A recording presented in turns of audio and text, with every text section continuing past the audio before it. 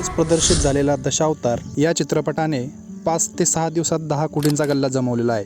चित्रपटात मेन भूमिकेत असलेले दिलीप सर यांनी स्वतः केलेले स्टंट आणि त्यांची जी कलाकारी आहे त्यासाठी त्यांचे सर्वत्र कौतुक होत आहे. प्रेक्षकांचा प्रतिसाद बघता थिएटरही त्यांना उपलब्ध होत आहे. चित्रपटाची कथा आणि डायलॉग डिलिव्हरी त्यात सर्वांची ॲक्टिंग एकदम छानरित्या या चित्रपटात दाखवण्यात आलेली आहे. येऊ नाहीये गायब व्हायला, पण तो देवाचा माणूस आहे.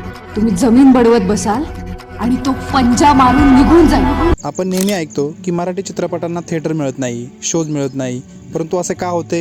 कधी याचा अभ्यास केला आहे का?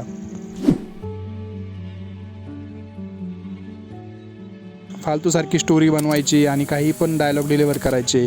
काही मराठी चित्रपट तर इतक्या लहान मुलांसारखे डायलॉग डिलिव्हर करतात की त्यांना असं वाटतं की आपण खूप मोठ्या उच्च प्रतीचे डायलॉग करतोय. काय अण्णा, तो नाही सेंट जोसेफ विद्यालयामध्ये शिकला ह.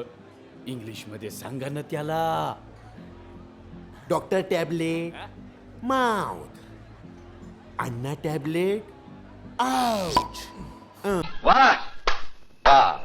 Jack Sparrow, Brother Rambo, Max Sparrow. Sparrow ग Sparrow, वेसावची Sparrow, वर राहिले तुला वर राहिले.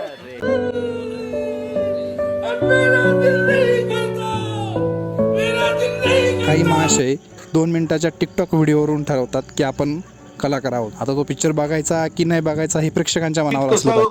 त्याच्याबद्दल रिपोर्ट देऊ शकता की सूरजला काही घेतच नाही, हा भाकरतोंडी आहे, हा काळा आहे, हा काय बोलतो, हा बोबडा बोलतो.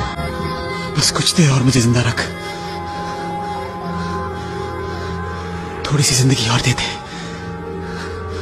वन सेंटेन्स मध्ये तुम्ही काय सांगाल की का बघावी? आजपर्यंत माझ्यावर विश्वास ठेवलेला आहे म्हणून बघा. असले चित्रपट बनवून ते आपल्यावरच लादण्याचा प्रयत्न करतात आणि वरून बोलतात की आम्हाला थिएटर मिळत नाही, थिएटर मिळत नाही.